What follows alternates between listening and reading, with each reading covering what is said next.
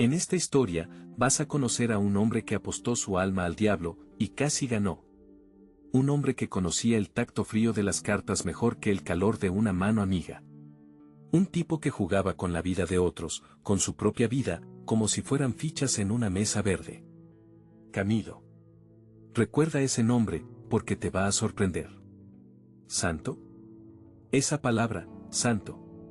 Quizás ahora te resuene a incienso, a vidrieras de colores, a cánticos gregorianos. Pero antes, para Camilo, santo era el momento en que la suerte le sonreía, el instante fugaz en que las cartas se alineaban a su favor y la adrenalina le recorría las venas como un rayo. Su iglesia eran los casinos, sus rezos, las apuestas arriesgadas. Su fe ciega, en el azar. Imagínate esto, Camilo, arrodillado, sí, arrodillado. Pero no ante un altar, sino ante una mesa de póker, con los ojos inyectados en sangre, la camisa sudada pegada a la espalda, el corazón martilleándole en el pecho. No rezaba, no pedía perdón por sus pecados. No buscaba la redención. Solo una cosa, ganar. Ganar a cualquier precio. Engañar, manipular, mentir. Todo valía en su particular juego divino. ¿Te escandaliza? ¿Te chirría la idea de un jugador empedernido, un tramposo, un tipo que probablemente le robó la merienda a su abuela para apostarla a los caballos, siendo siquiera considerado santo? Pues prepárate, porque esta historia te va a revolver el estómago, te va a cuestionar tus creencias más profundas, te va a obligar a mirar la santidad con otros ojos. Porque, ¿quién decide quién es santo y quién no? ¿Un señor barbudo en el cielo con una lista? ¿Un libro polvoriento lleno de reglas escritas hace siglos? ¿O quizás la santidad no sea un destino, sino un camino? Un camino tortuoso, lleno de barro y espinas, de caídas y tropiezos. Un camino que incluso un jugador empedernido como Camilo podría llegar a recorrer. Te pregunto directamente a ti, ¿qué me estás escuchando ahora? ¿Crees que un pecador, un verdadero pecador, alguien que ha rozado el infierno con los dedos, puede realmente transformarse? ¿Puede encontrar la luz en la oscuridad más absoluta? ¿Puede un hombre como Camilo, con las manos manchadas de tinta de timbas clandestinas y el alma llena de remordimientos, alcanzar la santidad? Puede que pienses que es una locura, una blasfemia incluso. Que la santidad es para gente pura, inmaculada, ángeles terrenales que nunca han roto un plato. Pero, ¿y si te dijera que la historia de los santos está llena de pecadores arrepentidos, de almas rotas que encontraron la forma de reconstruirse? ¿Y si te demostrara que la santidad no es la ausencia de pecado, sino la lucha constante contra él? Camilo no nació santo. Ni siquiera se acercaba. Era más bien lo contrario. Un tipo corriente, con debilidades, con errores, con una adicción que lo consumía por dentro. Pero algo cambió. Algo le sucedió que lo arrancó de las mesas de juego, de la oscuridad de los bares de mala muerte, y lo empujó hacia un camino inesperado. Un camino que, contra todo pronóstico, podría llevarlo a la santidad. Ahora, antes de que sigas escuchando esta historia y te adentres en él, quiero pedirte algo. Si esta introducción te ha intrigado, si te ha provocado, si te ha hecho pensar aunque sea un segundo, únete a esta comunidad de Vidas Santas. Suscríbete al canal, deja tu comentario, dime qué piensas, ¿crees que Camilo tiene alguna posibilidad? Activa la campana para no perderte ni un solo capítulo de esta historia que te va a desafiar. Porque juntos, vamos a explorar los caminos más insospechados de la fe y la redención. Y juntos, vamos a descubrir si un jugador empedernido puede convertirse en santo. En esta historia, justo cuando creías que lo habías entendido todo, la vida te lanza una curva inesperada. Eras un soldado, ¿recuerdas? La disciplina grabada a fuego en cada célula, la rutina como un mantre, el cuerpo entrenado hasta el límite, una máquina perfecta de obediencia y fuerza. Días grises y madrugadas heladas transformadas en la épica de la supervivencia. Te enseñaron a no dudar, a seguir órdenes sin cuestionar, a ser parte de algo más grande, algo que te trascendía. La patria, el honor, el deber, palabras que resonaban en el pecho con la fuerza de un tambor de guerra. Eras uno de esos hombres, moldeado por el hierro y la camaradería, donde la lealtad se probaba en el barro y el peligro se convertía en rutina. Te sentías invencible, ¿verdad? Pensabas que el mundo se doblegaría ante tu voluntad, que la vida era una partida ganada de antemano. Te creíste el héroe de tu propia película, ignorando que el guión, a veces, lo escribe otro. Y entonces, el cuerpo empezó a fallar. Al principio, eran solo pequeñas molestias, señales que ignorabas, achacándolas al cansancio, al estrés de la instrucción, a la dureza del entrenamiento. Un dolor aquí, un hormigueo allá, pequeños avisos que silenciaste con la misma determinación con la que acallabas tus miedos en la noche, solo en la oscuridad del barracón. Eras un soldado, los soldados no se quejan, los soldados aguantan. Te lo repetías como una letanía, mientras el cuerpo, en silencio, empezaba a librar su propia batalla, una guerra interna de la que tú, en tu arrogancia de guerrero invencible, no eras consciente. Pero el cuerpo no miente. Las señales se hicieron más intensas, más persistentes, imposibles de ignorar. El dolor ya no era un compañero silencioso, sino un grito constante, una alarma que resonaba en cada movimiento, en cada respiración.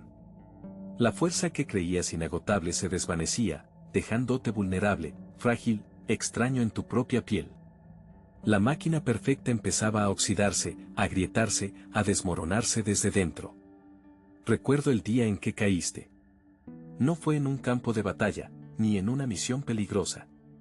Fue en la soledad de tu apartamento, después de un día que ya no podías disimular. El cuerpo simplemente dijo basta. Se rindió a la evidencia, a la enfermedad silenciosa que había estado carcomiéndote por dentro. El suelo frío, la habitación girando, la conciencia que se desvanecía como la luz al final del día. El orgullo militar, la disciplina férrea, la fe en tu propia invencibilidad, todo se hizo añicos en ese instante. Despertaste en un lugar blanco, frío, olor a desinfectante. Tubos, cables, máquinas que pitaban a tu alrededor. El hospital. El lugar donde la fragilidad humana se hace evidente, donde la armadura del guerrero se desvanece, donde te enfrentas a tu propia vulnerabilidad, despojado de títulos, de rangos, de insignias. Ya no eras el soldado, el héroe, el invencible. Eras solo un paciente, un cuerpo enfermo, a merced de la ciencia, de la compasión, de la incertidumbre.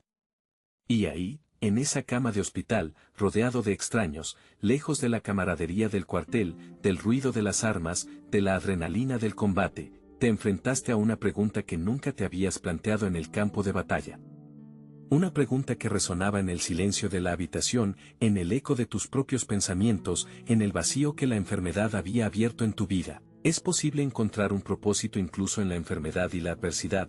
¿Puede el dolor, la fragilidad, la limitación, convertirse en un camino, en una nueva forma de entender la vida? ¿Puede la enfermedad, paradójicamente, despertarte a una verdad más profunda, más auténtica, más humana? Quizás, solo quizás, la guerra más importante no se libra en el campo de batalla, sino dentro de ti mismo. Quizás el verdadero despertar no llega con el estruendo de las bombas, sino con el silencio revelador de la enfermedad. Quizás, solo quizás, en este nuevo campo de batalla, en este cuerpo herido, en esta fragilidad impuesta, puedas encontrar un propósito que nunca imaginaste, una fuerza que reside no en la invencibilidad, sino en la aceptación, en la vulnerabilidad, en la profunda y dolorosa belleza de ser humano. En esta historia, te enfrentas a la puerta del hospital. No es la entrada pulcra y aséptica que conoces hoy. Imagina un portal oscuro, casi amenazante, donde el aire huele denso, cargado de enfermedad y desesperación. Cruzas el umbral y el hedor te golpea con fuerza, una mezcla nauseabunda de pus, sudor rancio, orina y un lejano eco dulzón de desinfectante ineficaz. Las paredes, desconchadas y sucias, parecen gemir bajo el peso del sufrimiento. La luz, escasa y amarillenta, apenas consigue arañar la penumbra, creando sombras danzantes que distorsionan aún más la realidad. No hay silencio aquí. Solo un coro incesante de quejidos, toses secas y lamentos ahogados que resuenan en los pasillos laberínticos. Te encuentras en un mundo aparte, un purgatorio terrenal donde la vida y la muerte bailan un vals macabro. Las camillas, alineadas como tumbas abiertas, están ocupadas por cuerpos demacrados, consumidos por fiebres implacables o deformados por heridas purulentas. Hombres, mujeres, niños. Todos son víctimas de un destino cruel, atrapados en esta ratonera de dolor. Observas a las enfermeras, agotadas y desbordadas, moviéndose como fantasmas entre los enfermos. Sus rostros, antes quizás llenos de esperanza, ahora son máscaras de fatiga y resignación. Intuyen que luchan una batalla perdida, que la muerte acecha en cada esquina, esperando pacientemente su próxima presa. En este laberinto de dolor, buscas a Camilo. Lo imaginas tumbado en una de esas camillas, con la fiebre quemándole la piel, el cuerpo tembloroso y débil. Sus ojos, antes llenos de vida y curiosidad, ahora deben estar nublados por el sufrimiento, quizás incluso por la desesperación. ¿Qué pasaría por su mente en esos momentos oscuros? ¿Recordaría los días soleados, las risas, el calor del hogar? ¿O solo sentiría el frío penetrante del miedo, el dolor punzante, la soledad absoluta? ¿Se preguntaría por qué a él? ¿Por qué este castigo? Y entonces, la pregunta emerge, cruda y directa, como un grito en la noche, en este lugar de miseria extrema, en este valle de sombras donde la vida se desvanece y la muerte se regocija, ¿dónde está Dios? ¿Lo buscas en los ojos vacíos de los moribundos, en los gemidos de dolor, en la indiferencia de las paredes frías? ¿Está acaso en la enfermedad, en la putrefacción, en la injusticia implacable que parece gobernar este mundo? Algunos te dirán que Dios está en el sufrimiento, que el dolor es una prueba, una forma de purificación, un camino hacia la redención. Pero, ¿es justo ese Dios que se deleita en el sufrimiento de sus criaturas? ¿Es amoroso un Dios que permite esta carnicería, esta agonía sin fin? Otros te dirán que Dios está en la esperanza, en la fe, en la fuerza interior que permite a algunos sobrevivir incluso en el infierno. Pero, ¿qué esperanza puede florecer en este estercolero humano? ¿Qué fe puede resistir ante tanta desolación? ¿Es la resiliencia humana suficiente para justificar la ausencia divina? Quizás Dios no esté aquí, en este hospital. Quizás Dios nos ha abandonado, nos ha dejado solos en este planeta enfermo, a merced de la enfermedad, la crueldad y el azar. Quizás la respuesta a la pregunta ¿dónde está Dios? Sea un silencio ensordecedor. O quizás, y solo quizás, Dios esté precisamente en el lugar donde menos lo esperamos, en la fragilidad humana, en la compasión silenciosa de una enfermera, en la mano amiga que se extiende para aliviar el dolor, en la mirada de ternura que desafía la oscuridad.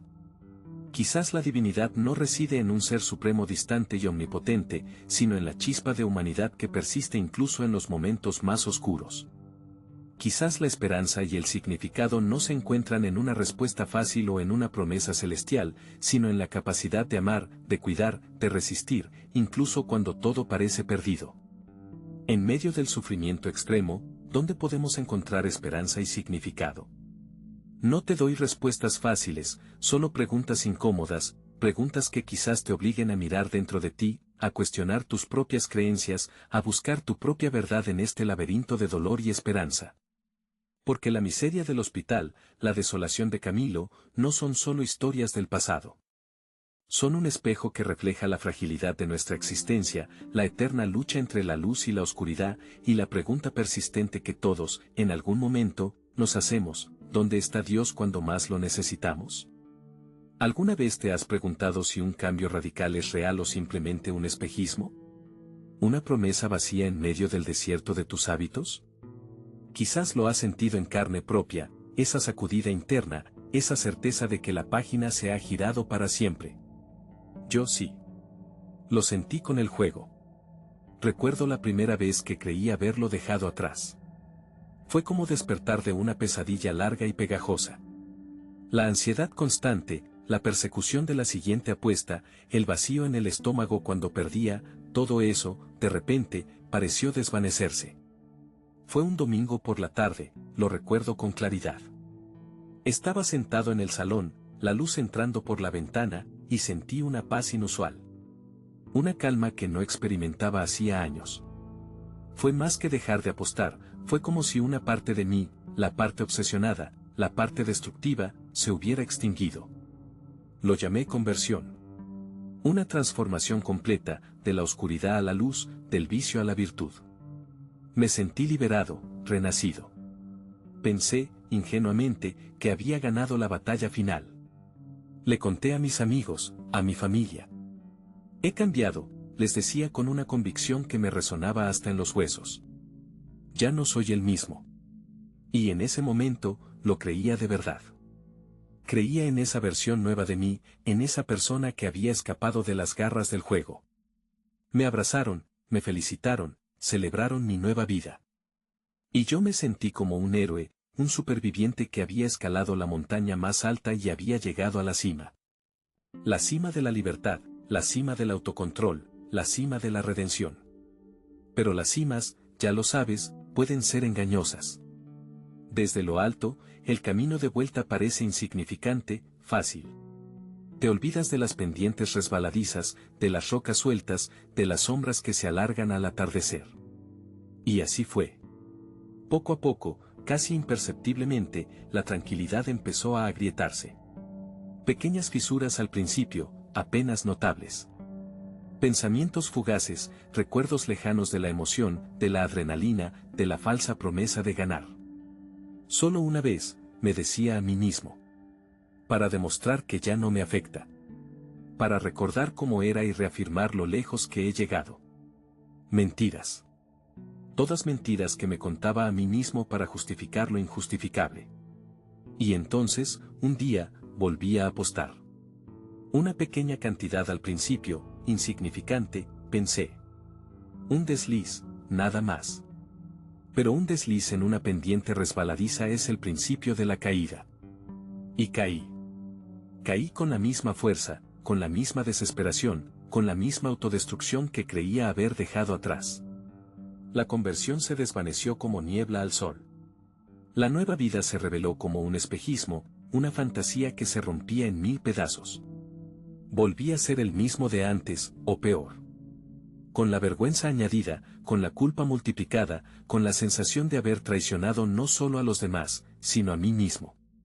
¿Qué fue entonces aquella primera conversión? Una ilusión, un autoengaño, un momento fugaz de lucidez en medio de la oscuridad, o fue algo real, pero incompleto, frágil, susceptible de romperse ante la primera tentación? Si realmente cambié, ¿cómo pude volver a caer tan fácilmente? Significa que el cambio repentino, la transformación instantánea, es una farsa, que la verdadera conversión no existe, que solo hay procesos lentos y tortuosos, llenos de recaídas y altibajos. Quizás te has preguntado lo mismo en tu propia vida. Quizás has experimentado ese momento de conversión en algún área, y luego te has visto caer de nuevo en los viejos patrones. Y te has preguntado si realmente cambiaste, si alguna vez podrás cambiar de verdad. Si esa idea de la transformación radical es solo un cuento de hadas, una fantasía reconfortante pero irreal. En esta historia, vamos a explorar esa pregunta.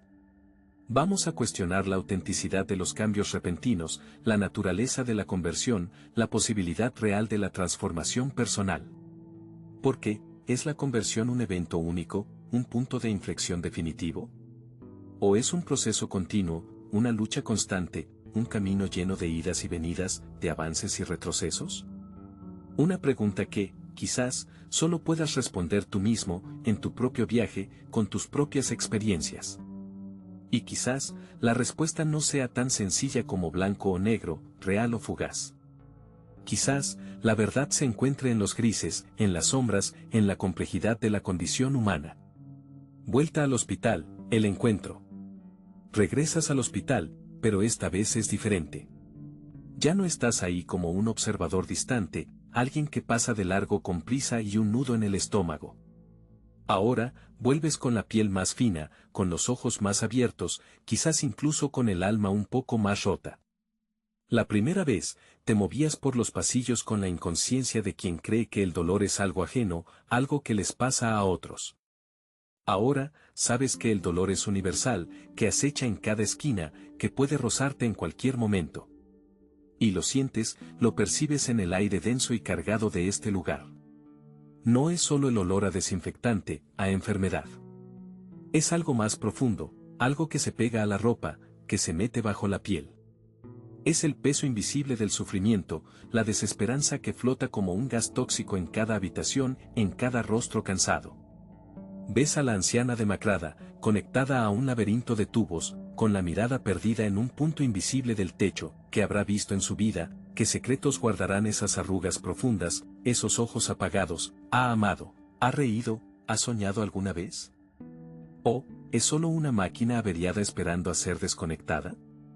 Te preguntas si alguien se detiene a pensar en la persona que hay detrás de la enfermedad, en la historia que se esconde tras el diagnóstico. Luego pasas por la sala de espera de urgencias.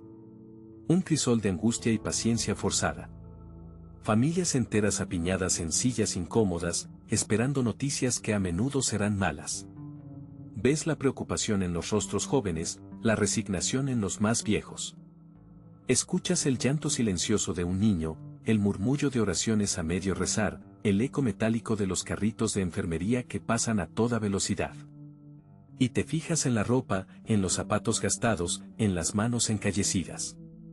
Te das cuenta de que la enfermedad no discrimina, pero la pobreza sí.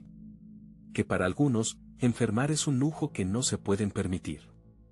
Que la salud, esa palabra tan manida, no es un derecho universal, sino un privilegio reservado a unos pocos. Te preguntas si realmente entendemos la desigualdad que nos rodea, si somos conscientes de que mientras nosotros nos preocupamos por el último modelo de móvil, hay gente que se debate entre la vida y la muerte por falta de recursos. Entras en una habitación donde un hombre joven, apenas un muchacho, lucha contra una enfermedad que le consume por dentro. Su cuerpo es un esqueleto cubierto de piel, sus ojos dos pozos oscuros llenos de dolor y rabia contenida. Te mira con una mezcla de súplica y desafío. ¿Qué le dices? ¿Qué puedes decirle?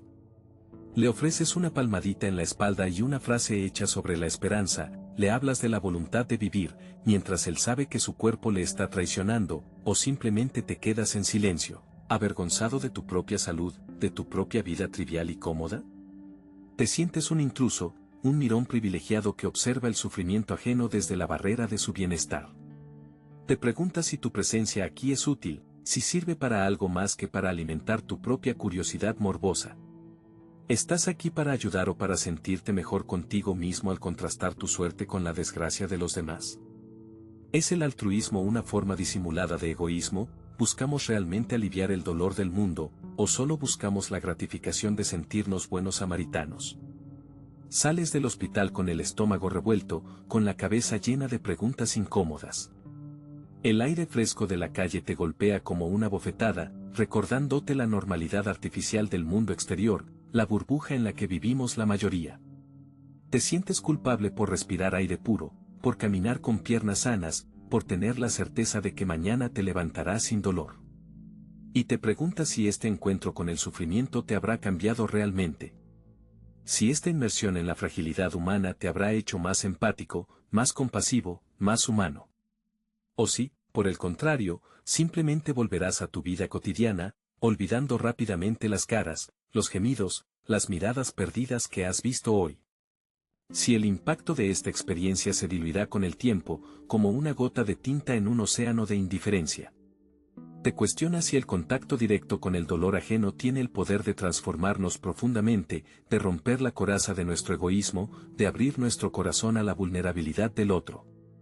O si estamos condenados a seguir siendo espectadores pasivos del sufrimiento del mundo, cómodamente instalados en nuestra burbuja de privilegio, mientras la realidad nos grita a la cara la urgencia de un cambio, una transformación que quizás, solo quizás, empiece por mirarnos a nosotros mismos con honestidad y valentía. Fundar una orden. Locura o inspiración divina. Imagínate por un momento que tienes una idea, una chispa que prende en tu mente con una fuerza inusitada. Una idea tan grande, tan diferente, que te hace cuestionar todo lo que has dado por sentado. Una idea que, a ojos de muchos, podría parecer una auténtica locura. Piensa en aquellos tiempos, en un mundo donde las enfermedades eran vistas a menudo como castigos divinos, donde el sufrimiento se aceptaba con resignación, como parte inevitable de la vida. En ese contexto, surge una visión, una propuesta que desafía radicalmente el statu quo. Se plantea la creación de una nueva orden religiosa, pero no dedicada a la contemplación en monasterios lejanos, ni a la pompa y el boato de las grandes catedrales.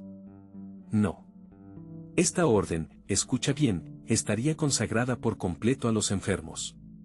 ¿Te imaginas la reacción? Dedicarse a los enfermos, a esos seres impuros, a menudo marginados, a veces incluso temidos. Abandonar la búsqueda de la gloria divina en la oración aislada para sumergirse en el hedor, en el dolor, en la fragilidad de la carne. Seguramente, muchos habrían tachado la idea de herejía, de extravagancia, de simple insensatez. ¿Una orden para los enfermos? Pero si ya tenemos órdenes para rezar por ellos, para dar limosna ocasional, para aconsejarles que se arrepientan de sus pecados. Y ahí reside la audacia, lo verdaderamente revolucionario. No se trataba de rezar asterisco por asterisco los enfermos desde la distancia segura de un altar. Se trataba de vivir asterisco con asterisco ellos, de compartir su sufrimiento, de dedicar cada minuto, cada aliento, a aliviar su carga. Era una propuesta que rompía moldes, que desafiaba la jerarquía establecida, que ponía en jaque la cómoda separación entre lo sagrado y lo profano, lo puro y lo impuro. Porque, admítelo, en el fondo siempre ha existido esa división, esa tendencia a buscar lo divino en lo elevado, en lo inmaculado, lejos del cuerpo terrenal, de sus miserias y sus debilidades. Y de repente, alguien propone encontrar a Dios, no en la perfección celestial, sino en el rostro demacrado del enfermo, en la llaga purulenta, en el grito silencioso de dolor. ¿No te parece una idea, cuanto menos, perturbadora? Porque te obliga a mirar la realidad desde una perspectiva completamente nueva. Te fuerza a cuestionar tus propias ideas preconcebidas sobre la santidad, sobre la virtud, sobre el verdadero significado de la fe. Y ahí surge la pregunta clave, la pregunta que resuena a través de los siglos: ¿de dónde nace una idea así? ¿Es fruto de una mente desequilibrada, de una obsesión enfermiza, de una locura que se disfraza de piedad? ¿O, por el contrario, es una inspiración genuina, una voz divina que susurra al oído, que guía los pasos hacia un camino inexplorado, un camino que, aunque parezca descabellado, encierra una verdad profunda, una verdad que el mundo necesita desesperadamente? Porque, piensa un instante, ¿no son a menudo las ideas más revolucionarias, las que verdaderamente transforman el mundo, las que en su origen parecen una locura? ¿No son aquellos que se atreven a desafiar lo establecido, los que son tachados de visionarios, de excéntricos, incluso de dementes? Quizás, la línea que separa la locura de la inspiración divina sea más delgada de lo que creemos. Tal vez, la verdadera sabiduría reside en la capacidad de escuchar esa voz interior, esa intuición que nos impulsa a romper las barreras de lo convencional, a atrevernos a soñar con lo imposible, a creer en lo que parece absurdo. Porque, en última instancia, ¿qué es la fe sino la capacidad de creer en lo invisible, de confiar en lo que no se puede demostrar, de abrazar lo que la lógica descarta como irrealizable? Y si la fe nos impulsa a amar, a servir, a compadecernos del sufrimiento ajeno, incluso cuando ese sufrimiento nos repele, nos asusta, nos incomoda, ¿no podría ser esa misma fe, esa misma fuerza misteriosa, la que inspira las ideas más audaces, las más transformadoras, las que a primera vista parecen una locura, pero que en el fondo son la semilla de un mundo mejor? Piensa en ello. Reflexiona sobre la delgada línea entre la cordura y la extravagancia, entre la razón y la intuición. Y pregúntate a ti mismo, ¿alguna vez has tenido una idea que, a ojos de los demás, parecía una locura, pero que en tu interior sentías con una fuerza inquebrantable, como una verdad profunda, como una inspiración que venía de más allá de ti mismo?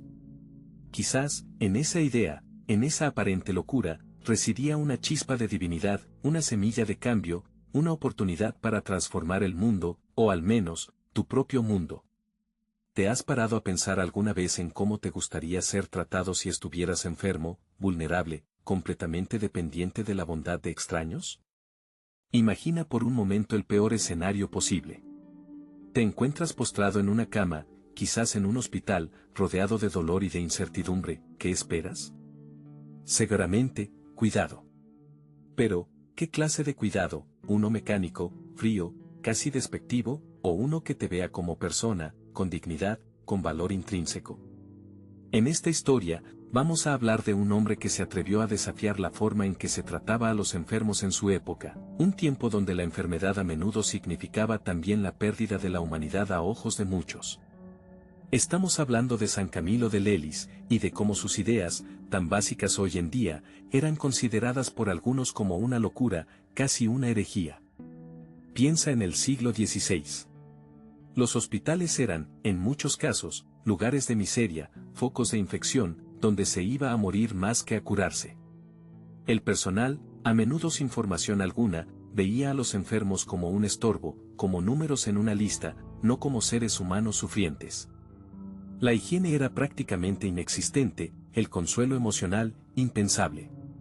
En este contexto, llega Camilo, un hombre con un pasado turbulento, un soldado reconvertido que había conocido la enfermedad y el sufrimiento en carne propia.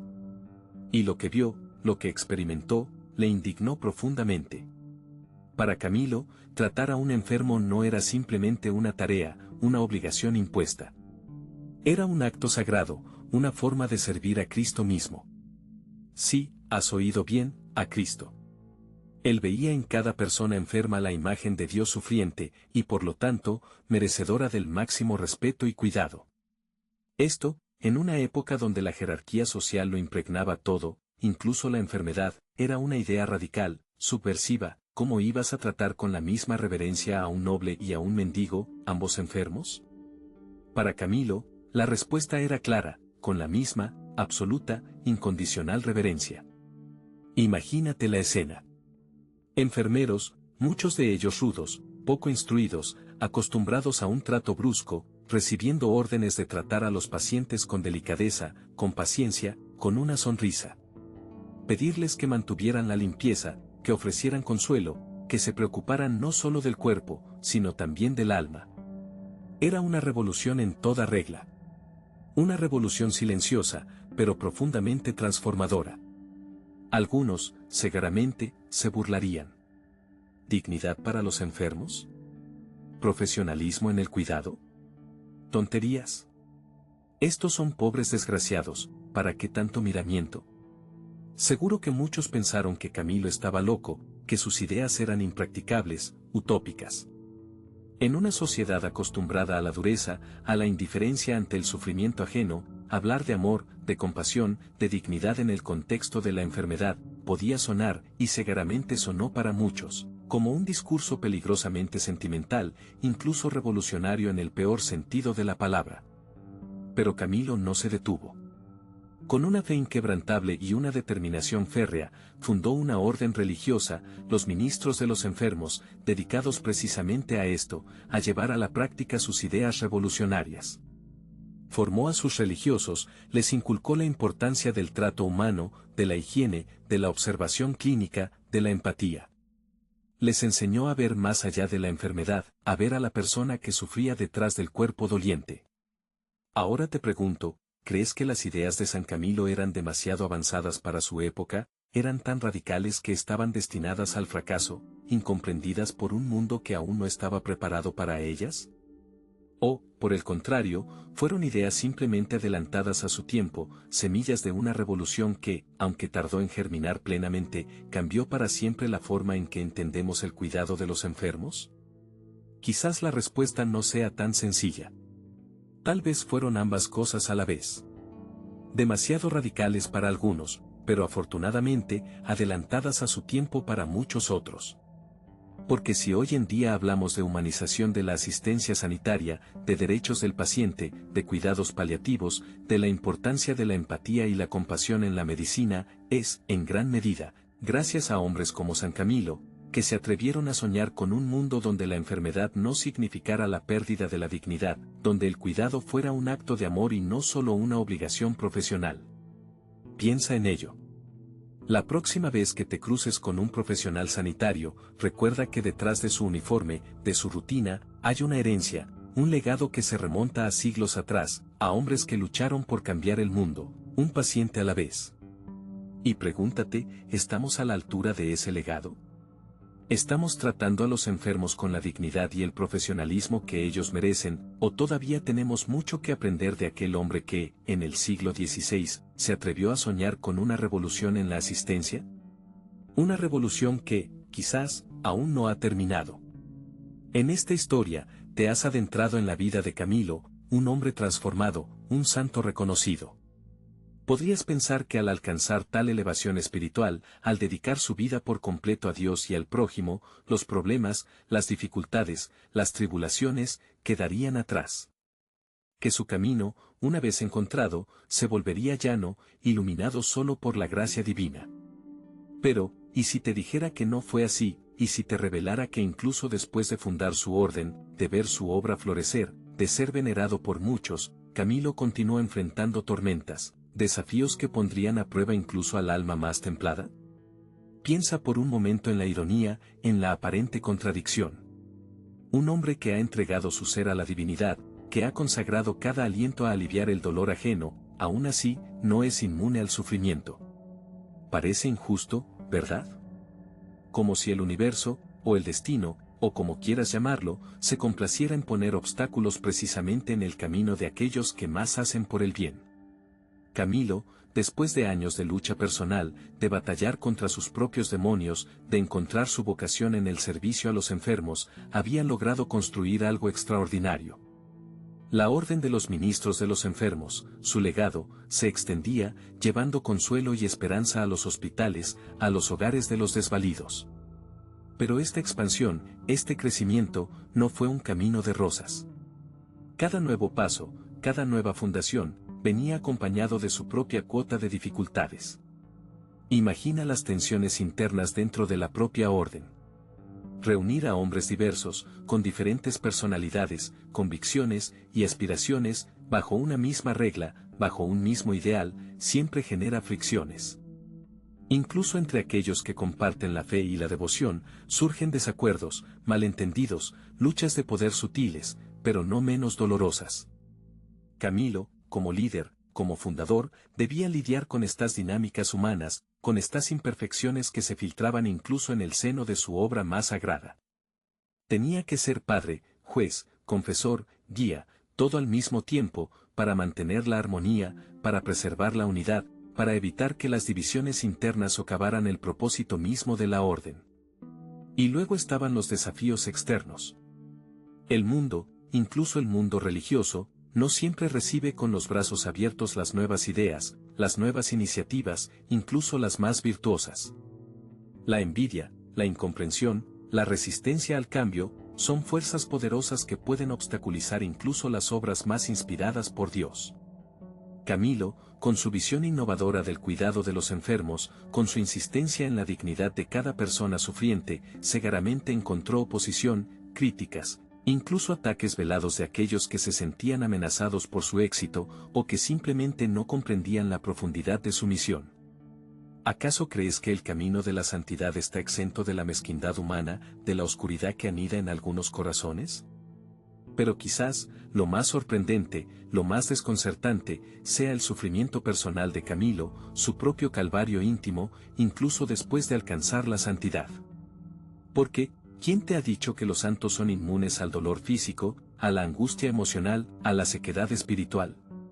Camilo, que había padecido tantas enfermedades a lo largo de su vida, que conocía de primera mano la fragilidad del cuerpo, siguió experimentando dolencias, achaques, limitaciones físicas que le recordaban constantemente su humanidad, su vulnerabilidad. ¿Acaso Dios no podía haberle concedido, como recompensa por su fidelidad, una salud perfecta, una vida libre de padecimientos, o es que el sufrimiento, incluso para los santos, tiene un propósito, un significado oculto que escapa a nuestra comprensión? Y más allá del dolor físico, está el sufrimiento del alma. La duda, la tentación, la sensación de abandono, la oscuridad espiritual que a veces invade incluso los corazones más piadosos. ¿Crees que por ser santo, Camilo estaba exento de estas pruebas internas, de estas noches oscuras del alma que ponen a prueba la fe hasta sus cimientos? ¿Acaso la santidad es un estado de perfección inmutable, o es más bien un camino, una lucha constante, una ascensión ardua y empinada, donde incluso en las alturas más elevadas, se sienten los embates del viento, el frío de la soledad, la fatiga del camino? Ahora, piensa en tu propia vida. En tus propias luchas, en tus propios sufrimientos. Tal vez te has preguntado alguna vez por qué, a pesar de tus esfuerzos por hacer el bien, por vivir una vida honesta, por seguir los dictados de tu conciencia, las dificultades no te abandonan. Tal vez has sentido la injusticia de ver cómo otros, aparentemente menos virtuosos, prosperan y disfrutan de la vida, mientras tú pareces cargar con un peso excesivo, con una cruz demasiado pesada.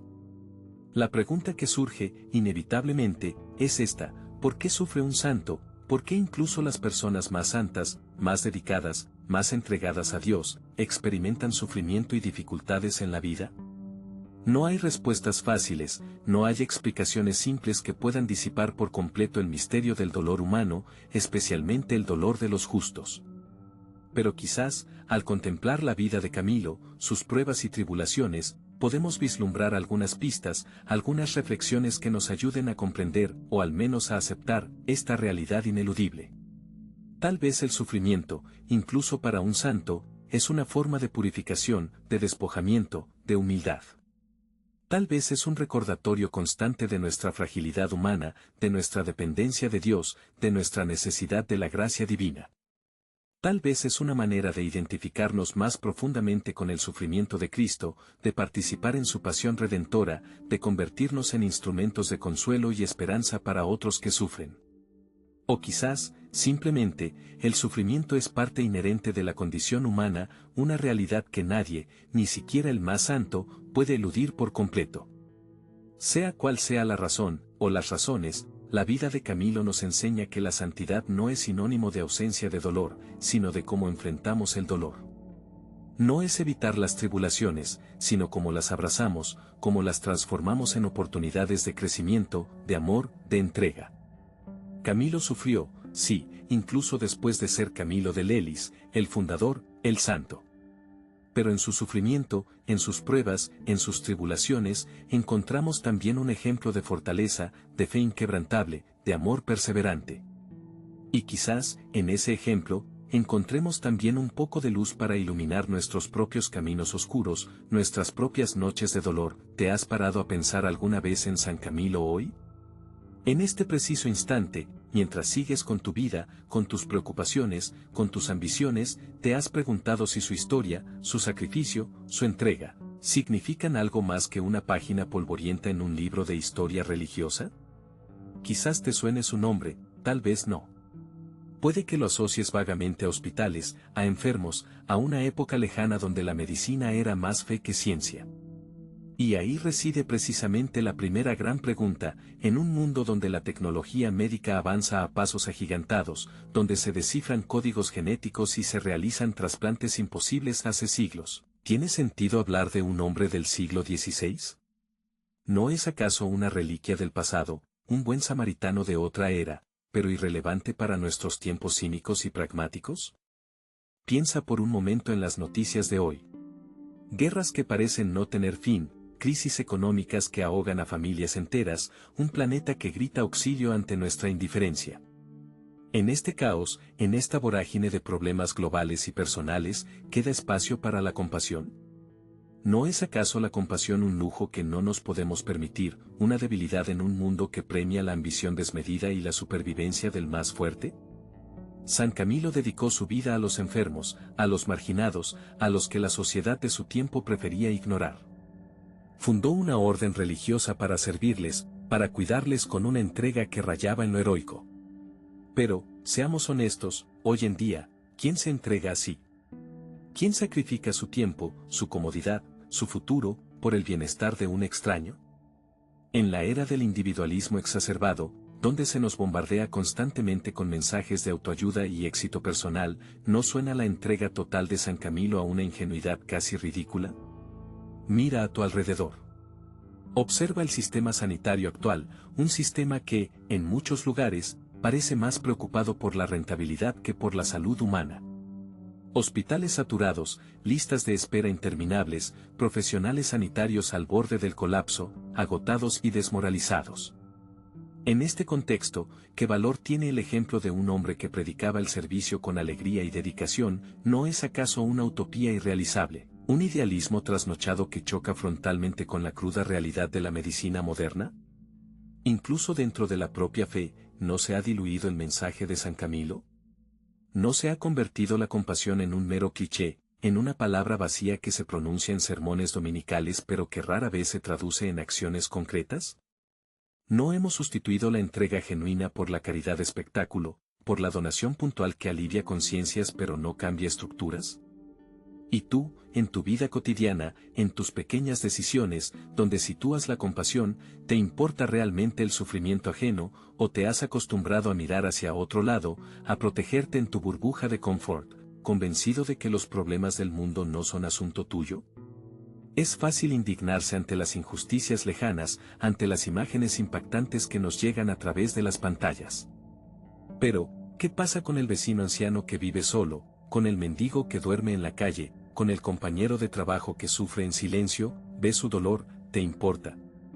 ¿O prefieres seguir con tu vida, ensimismado en tus propios problemas, justificando tu indiferencia con la excusa de que ya hay otros que se ocupan de ello? Puede que pienses que el mundo ha cambiado demasiado, que los problemas son demasiado complejos, que la figura de San Camilo es admirable, sí, pero irrelevante. Que su mensaje de compasión y servicio era válido para su tiempo, pero que hoy, en la era de la inteligencia artificial y la exploración espacial, suena a cuento de hadas, a una moralina piadosa que ya nadie se toma en serio. Pero detente un instante. Piensa de nuevo. En este mundo hiperconectado, globalizado, tecnológicamente avanzado, ¿no es precisamente la compasión lo que más echamos de menos? En medio del ruido ensordecedor de las redes sociales, de la superficialidad de las relaciones virtuales, de la obsesión por la imagen y el éxito efímero, ¿no anhelamos, en el fondo, un poco de humanidad, un poco de empatía, un poco de ese amor incondicional al prójimo que San Camilo encarnó con tanta fuerza? Quizás, en este siglo XXI, la figura de San Camilo no sea solo un recuerdo del pasado, sino una brújula para el futuro. Un recordatorio constante de que, más allá de la tecnología y el progreso material, lo que realmente importa es nuestra capacidad de amar, de cuidar, de servir. Un desafío a no dejarnos arrastrar por el cinismo y la indiferencia, a mantener viva la llama de la compasión en un mundo que parece empeñado en apagarla. Porque, al final, quizás el legado más importante de San Camilo no sea lo que hizo hace siglos, sino lo que tú, hoy, decides hacer con su ejemplo. ¿Dejarás que su historia se pierda en el olvido, o permitirás que su espíritu de servicio y compasión siga vivo a través de tus propias acciones? La elección, al final, es solo tuya. Sé como Camilo, actúa. ¿Te has parado a pensar alguna vez en el verdadero significado del dolor? No el tuyo, ese que a veces te consume, sino el dolor ajeno, el que ignoras con facilidad, el que prefieres no ver. En esta historia, vamos a sumergirnos en la vida de un hombre que no solo miró de frente al sufrimiento, sino que lo abrazó con una valentía que desafía nuestra propia comodidad. Prepárate, porque lo que vas a escuchar no es un cuento de hadas, es la realidad cruda y transformadora de Camilo de Lelis. Camilo no nació santo, ni siquiera cerca.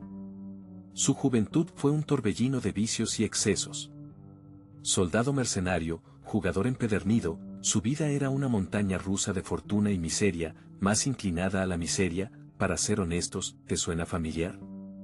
Quizás no seas un mercenario, pero todos tenemos nuestras batallas, nuestras adicciones, esos agujeros negros que amenazan con tragarnos. Camilo tocó fondo, enfermó, y en el hospital, irónicamente un lugar de curación, encontró la peor cara de la deshumanización. La indiferencia, la suciedad, el abandono. ¿Te has sentido alguna vez invisible, ignorado en tu dolor? Imagina ese hospital del siglo XVI, donde los enfermos eran poco más que desechos humanos. Pero en ese infierno, algo cambió en Camilo. Una conversión repentina, algunos dirán un milagro, otros un simple hartazgo. Sea como sea, Camilo vio la luz, o más bien, vio la oscuridad que le rodeaba y decidió encender una llama. ¿Crees en las segundas oportunidades? Camilo es la prueba viviente de que nunca es demasiado tarde para cambiar el rumbo, para pasar de ser verdugo a ser ángel, aunque suene exagerado. Dejó la vida militar, dejó el juego, y se entregó por completo al cuidado de los enfermos. Pero no de cualquier manera. Camilo no se conformó con la caridad tibia, con la limosna que alivia la conciencia pero no el dolor. Él revolucionó la asistencia sanitaria de su tiempo. Fundó una orden religiosa, sí, pero no para rezar encerrados en un convento, sino para estar en la primera línea del sufrimiento, junto a los moribundos, a los apestados, a los marginados. Los ministros de los enfermos, así se llamaron, y su voto principal no era la pobreza o la castidad, sino asistir a los enfermos incluso con peligro de la propia vida. ¿Te atreverías tú a jurar algo así? ¿Poner tu vida en riesgo por un desconocido, por alguien que quizás ni siquiera te lo agradezca? Camilo y sus compañeros se enfrentaron a las peores epidemias, a la peste que diezmaba poblaciones enteras, a la suciedad y la ignorancia que multiplicaban el sufrimiento. No tenían equipos sofisticados, ni antibióticos, ni siquiera agua potable muchas veces. Tenían algo mucho más poderoso, compasión. Una compasión visceral. ¿Qué les dolía en el alma ver sufrir a otro ser humano? ¿Sientes tú esa compasión, o te has vuelto insensible al dolor del mundo? Es fácil cerrar los ojos ante las noticias, cambiar de canal cuando vemos imágenes duras, convencernos de que no es nuestro problema. Camilo nos recuerda que sí, que es nuestro problema, que el dolor de cualquier ser humano nos concierne a todos. Pero no te equivoques, la vida de Camilo no fue un camino de rosas. Sufrió incomprensión, oposición, incluso dentro de la propia iglesia. Le tacharon de loco, de exagerado, de entrometido. ¿Te has sentido alguna vez incomprendido, criticado por defender lo que crees justo? Camilo perseveró, porque sabía que lo que hacía era esencial, que el amor al prójimo no es una opción, sino un mandato. Y aquí llegamos al punto clave. Ser como Camilo no significa necesariamente fundar una orden religiosa o trabajar en un hospital. Significa algo mucho más profundo y accesible a ti, aquí y ahora. Significa actuar. Dejar de lado la indiferencia, la comodidad, el miedo, y hacer algo concreto para aliviar el sufrimiento que te rodea. Puede ser un gesto pequeño, una palabra de consuelo, una ayuda material, pero tiene que ser algo tangible, algo que salga de tu zona de confort. ¿Te has preguntado alguna vez qué legado vas a dejar en este mundo? ¿Serás recordado por tus logros materiales, por tu éxito profesional, o por el impacto que tuviste en la vida de los demás? Camilo no buscó la fama ni la gloria terrenal. Su recompensa era ver una sonrisa en el rostro de un enfermo, una mirada de agradecimiento, la paz en el momento final. Esa es la verdadera grandeza, la que no se mide en dinero ni en poder, sino en amor y servicio. Así que, te invito a reflexionar sobre la vida de Camilo. No lo veas como un santo inalcanzable, sino como un ejemplo de humanidad, de coraje, de transformación. Un hombre que cayó y se levantó, que pecó y se arrepintió, que dudó y perseveró. Un hombre como tú, como yo, con sus debilidades y sus fortalezas, pero con un corazón ardiente de amor. En este canal, Vidas Santas, hemos explorado muchas historias inspiradoras, pero la de Camilo nos lanza un desafío directo. No basta con admirar, hay que imitar. No basta con rezar, hay que actuar. No basta con sentir compasión, hay que convertirla en hechos concretos. ¿Qué vas a hacer tú? ¿Vas a seguir pasando de largo ante el sufrimiento ajeno, o vas a dar un paso adelante, como Camilo, y marcar la diferencia? La elección es tuya. Pero recuerda, el mundo necesita más Camilos, personas dispuestas a ensuciarse las manos, a arriesgarse, a amar sin medida. Si esta historia te ha resonado, si sientes una chispa de inspiración, no te quedes ahí. Comparte este video, comenta tus reflexiones, suscríbete al canal si aún no lo has hecho. Ayúdanos a difundir el mensaje de Camilo, a contagiar su espíritu de servicio, a construir un mundo más humano, más justo, más compasivo.